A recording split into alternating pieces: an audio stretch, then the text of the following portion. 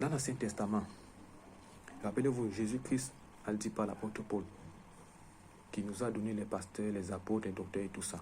En soi, tous ces 5 ministères étaient encastrés en Jésus-Christ. Jésus-Christ qui est un don pour les hommes, il nous a laissé ce qu'il avait en lui. Les 5 ministères qui est un don pour l'Église. Dieu nous a donné Jésus-Christ comme un don. Et Jésus-Christ avait en lui les 5 ministères. Il nous a donné ces 5 ministères comme don pour l'Église. Maintenant, remarquons que dans l'Ancien Testament, il n'y avait pas d'apôtres. Il n'y avait pas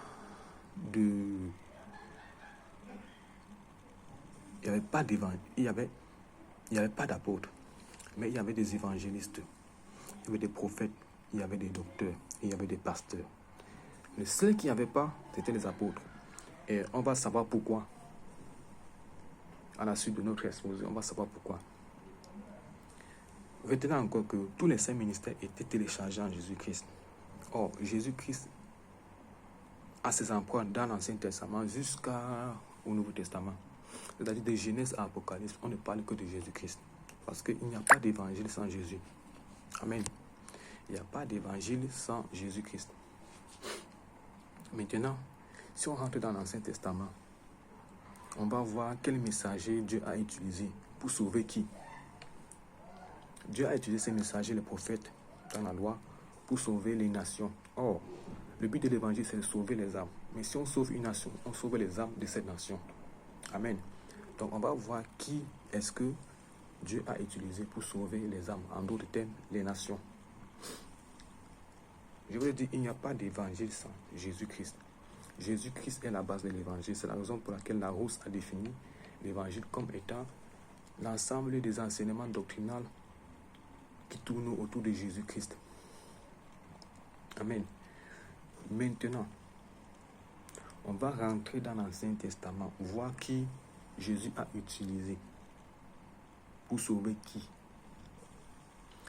Puisque la base même, le support de l'évangile, c'est Jésus-Christ, on va se rendre compte que... Saint-Esprit, aide-moi. Puisque le support de l'évangile, c'est Jésus-Christ, on va se rendre compte que oui, Jésus-Christ est depuis la base. Il existe depuis la base. Et on va aussi se rendre compte que tous les hommes que Dieu a utilisés pour prêcher sa parole, pour annoncer sa parole, pour délivrer son peuple dans l'Ancien Testament, ce sont des personnes qui nous ramènent de plus en plus vers Jésus-Christ. C'est la raison pour laquelle chaque fois qu'on va prendre une personne que Dieu a utilisée pour prêcher l'évangile dans l'Ancien Testament, on va voir sa généalogie afin de nous ramener plus vers Jésus-Christ, parce que c'est ça le but. Allons-y. Premier cas, évangile avec Adam et Ève. Lorsque je dis évangile avec elle, comprenez que c'est salut. Je pourrais aussi dire salut avec elle. Mais je dis ici évangile avec elle. Donc vous pouvez remplacer évangile par salut. Donc si je dis évangile avec Adam et Ève, ça c'est le premier cas qu'on va voir. Vous pouvez aussi dire salut avec Adam et Ève. Pourquoi? Parce que le but de l'évangile, c'est le salut. Amen. Donc, tout commence dans le livre de Genèse avec le péché d'Adam et Ève. Amen. Tout commence dans Genèse avec le péché d'Adam et Ève. Alors que Dieu a dit à ces derniers, leur interdisant de manger de l'arbre de la connaissance du bien et du mal. Au cas contraire, ils mourraient. Ça se situe dans Genèse 2, versets 15 à 17. Je vais lire. L'Éternel Dieu prit l'homme et le plaça dans le jardin d'Éden pour le cultiver et le garder.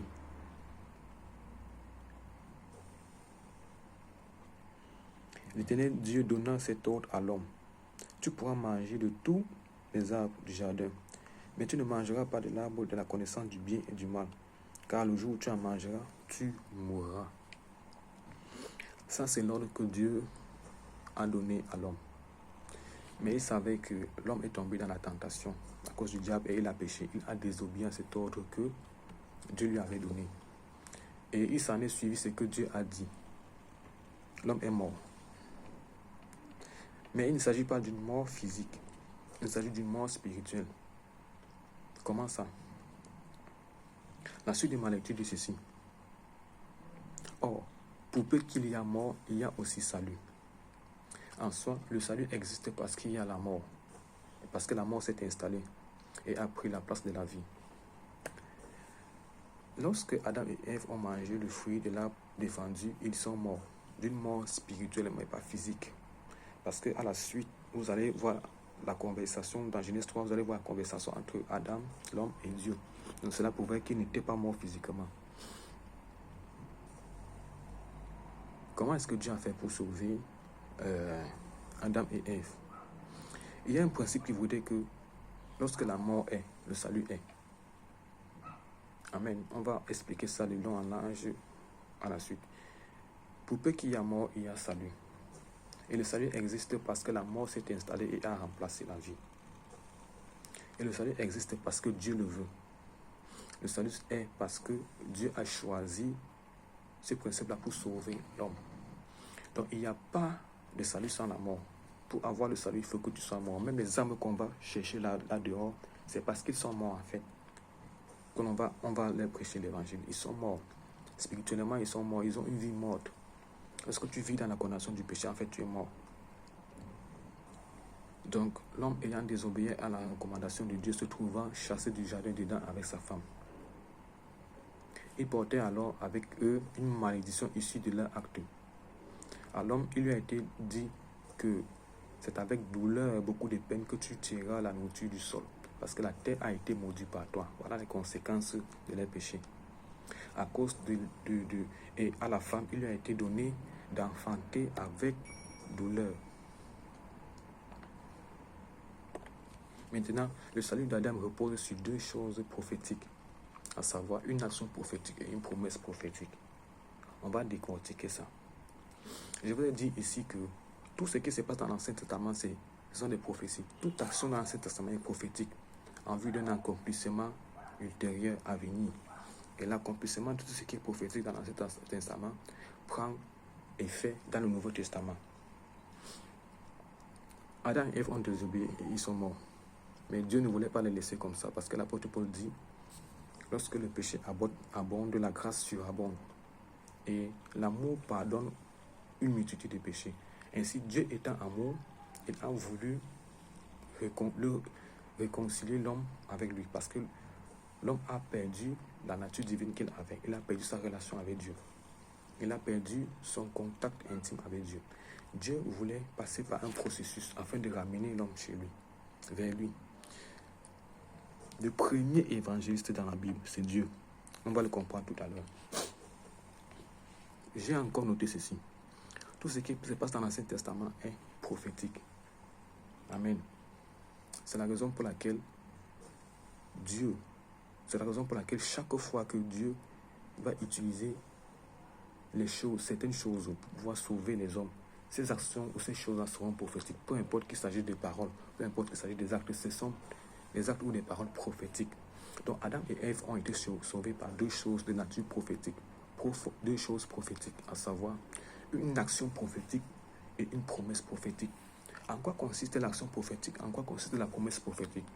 Première chose, la promesse prophétique consiste en ces termes de Dieu adressés directement au serpent qui avait fait pécher l'homme. Écoutez très bien. Le serpent était l'un des animaux rusés. Aujourd'hui, on compare le serpent au diable. Et lorsqu'on voit le serpent, il fait peur. Il nous rappelle le diable. En fait, vous devez comprendre que lorsque le serpent a tenté Adam et Ève, ce n'était pas véritablement le serpent. C'était un serpent corrompu, un animal corrompu et, j'aimerais dire, possédé. Dieu a donné de la ruse au serpent. Mais il y a une chose que on doit aussi savoir, c'est que le diable était aussi rusé que le serpent. Or, spirituellement, il fallait quelque chose ou quelqu'un qui avait la même nature que le diable, afin que le diable s'associe à cette même nature-là pour tenter Adam et Ève. C'est la raison pour laquelle il a trouvé bon d'entrer dans le serpent, de posséder le serpent, afin de séduire et de tenter Ève. C'est ce qu'on appelle la correspondance spirituelle. En tout cas, moi, j'appelle ça la correspondance spirituelle. Deux esprits qui se ressemblent. Deux esprits qui sont de même nature s'attractent spirituellement. Il a vu sa correspondance spirituelle en le serpent et il l'a possédé. Avec sa ruse, plus la ruse du serpent, ça donne ce qu'on appelle, ce que moi j'appelle l'effet additionnel, parce que 1 plus 1 égale à 2. Dans la suite des temps, je vais vous expliquer l'effet additionnel dans d'autres domaines. Ça, c'est un mystère que l'Esprit Saint m'a expliqué. C'est comme ça qu'il a pu corrompre le serpent et utiliser son corps afin de tenter Adam et Ève. C'est la raison pour laquelle Dieu a maudit le serpent. En soi, le serpent était comparé au diable. Quand Dieu maudissait le serpent, il ne maudissait pas l'animal, mais il maudissait le diable. C'est la raison pour laquelle, dans la suite des temps, on va appeler le diable le serpent ancien.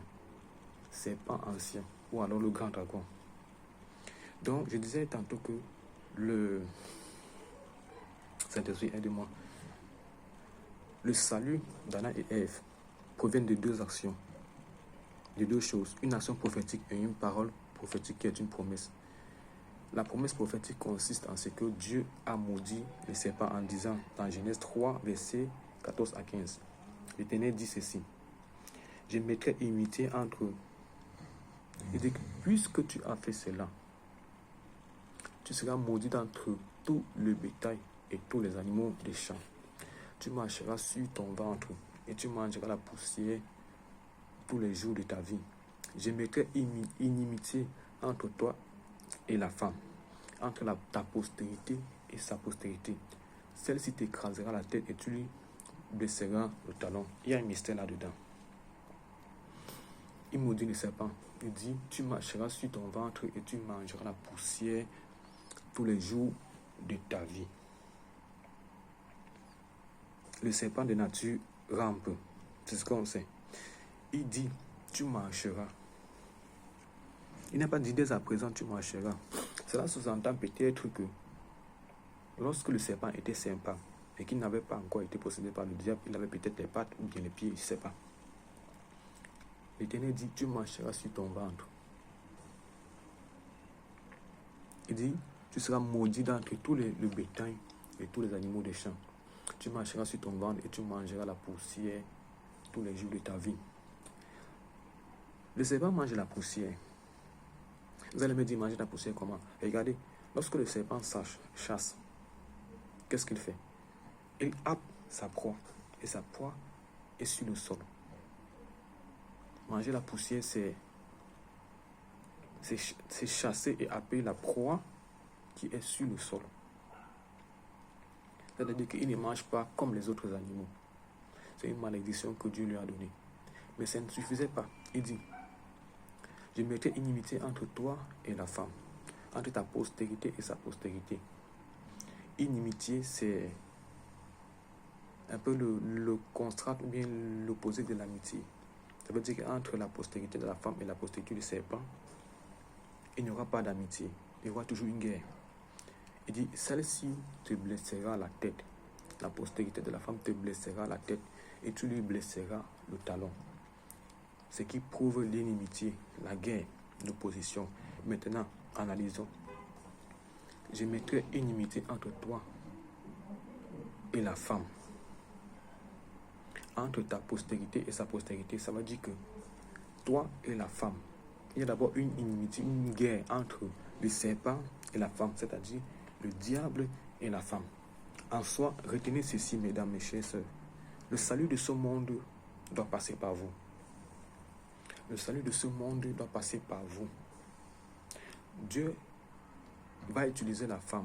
D'abord même, dans l'Apocalypse, quand le grand dragon poursuit la femme qui est enceinte, cette femme est l'image de l'Église. Cette femme est l'image de l'Église. Tout a commencé par la femme, tout finira par la femme et tout passera aussi par la femme. Déjà même que les hommes de Dieu qui naissent sur le monde, dans ce monde, viennent des femmes. Donc, la femme est très importante dans le plan salutaire de l'humanité. Ça a commencé par elle, ça passera par elle, ça finira aussi au travers d'elle, par elle aussi. Amen. Donc, l'inimitié commence par entre le serpent et la femme. entre la postérité du serpent et la postérité de la femme. Or, pour qu'il y ait postérité, il faut qu'il y ait procréation. Est-ce que le serpent va se procréer? Est-ce que le serpent va procréer? Je ne pense pas. Le diable ne va pas procréer, mais il va procréer. Il va procréer avec ses démons. La postérité du serpent ici sont les démons ou les agents du diable. Rappelez-vous que l'apôtre Paul a dit dans Ephésiens 6:12 que nous n'avons pas à combattre contre le sang ni la chair, mais contre les esprits mauvais dans les lieux célestes, contre les esprits méchants, contre les dominations, contre les autorités. Ce sont la postérité du diable.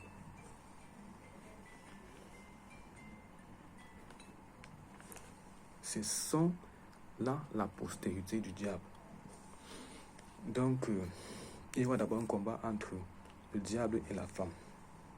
Ensuite, la postérité du diable plus la postérité de la femme. Amen. Maintenant, la postérité de la femme, c'est pas comme vous croyez là. Il ne s'agit pas d'une postérité comme pour dire les enfants, mais il s'agit d'une postérité. On va expliquer ça à la suite. Donc, il y aura un challenge entre la postérité de la femme et la postérité du diable. Et la Bible dit, celle-ci t'écrasera la tête. La postérité de la femme t'écrasera la tête d'équipe du diable. Et tu lui blesseras le talon. Amen. Ça signifie encore que entre la postérité de la femme et celle du diable, il y aura un challenge, une guerre. On rencontre tout le temps partout les persécutions et les combats démoniaques. Dans les églises, vous allez rencontrer Fire for the Holy Spirit, un combat spirituellement contre les démons. Le fait que vous allez entendre Fire for the Holy Spirit, c'est le combat spirituel. Ce sont la postérité de la femme qui est en train d'écraser la tête de la postérité du diable. Et ce combat est continu. Mais vous devez comprendre que Dieu nous a déjà donné la victoire. Il nous a déjà assuré la victoire depuis Genèse.